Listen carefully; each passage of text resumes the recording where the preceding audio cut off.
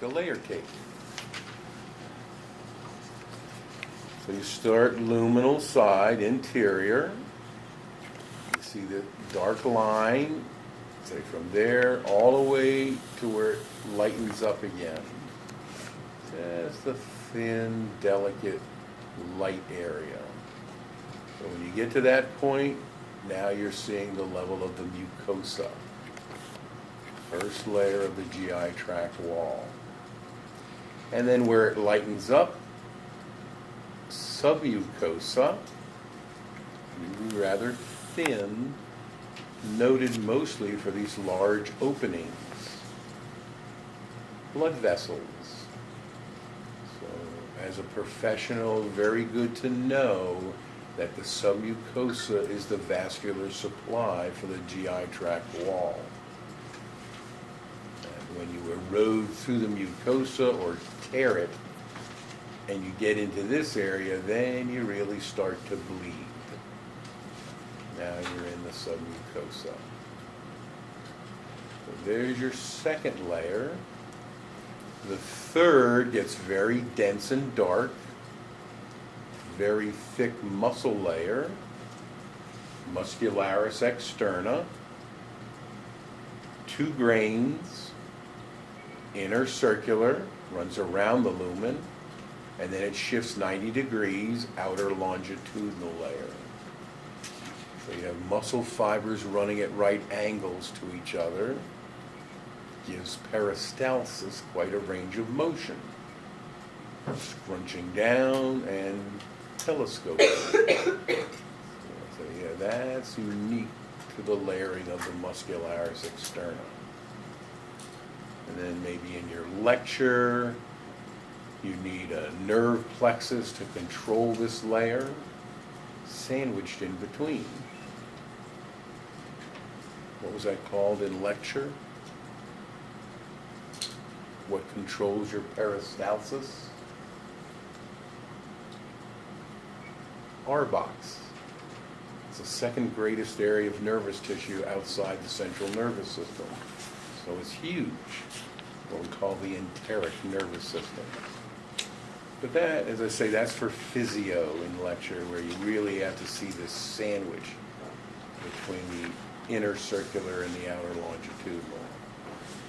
Every professional has to be aware of RBOX plexus and how important it is to the motions of your GI tract. And then the fourth layer, your saran wrap.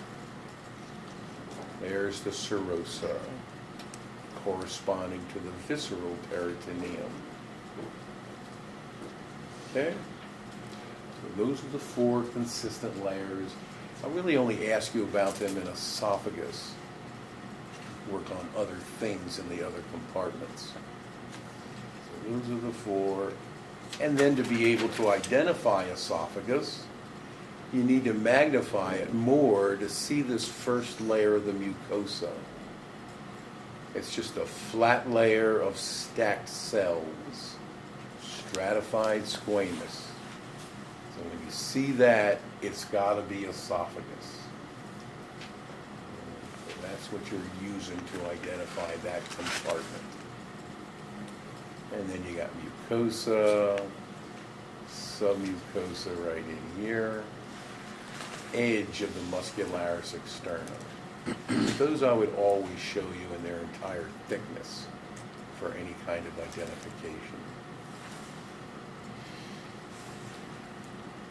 All right, so then we move down the esophagus. Great slide for showing the transition between esophagus and then into stomach. So you go from stratified squamous to what will be simple columnar. So the obvious shift, and then you're seeing little pits, little pinholes, typical of gastric mucosa.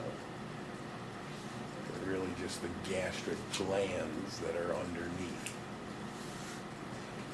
So in my lecture, we call this the LGJ, lower gastroesophageal junction. And then here you could tell what part of the stomach this has to be. Has to be cardia, because that's where the esophagus attaches to the stomach. And then for our interest for lab, we like to concentrate on the fundus and the body, because that's where all the real action is for producing upwards of 3 liters of gastric juice on a daily basis. So you note at the luminal surface, you've got these pinholes. Gives it a jagged appearance, the classic look of stomach. You name these as gastric pits, little pinholes, which are the exit points for the glands in the mucosa. 35 to 40 million of these packed into the mucosa of your stomach.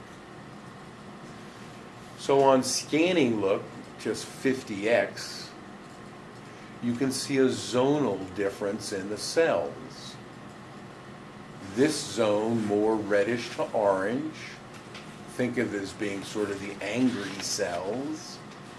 These are the ones that are making hydrochloric acid. So I say this zone is dominated by parietal cells. Or you can use the physio name for these.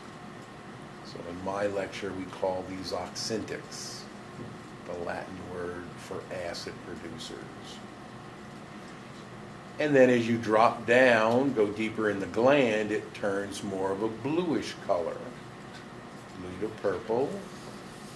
Now you're seeing this zone dominated by the most numerous cell in the gastric glands, chief cells, just because they're most numerous.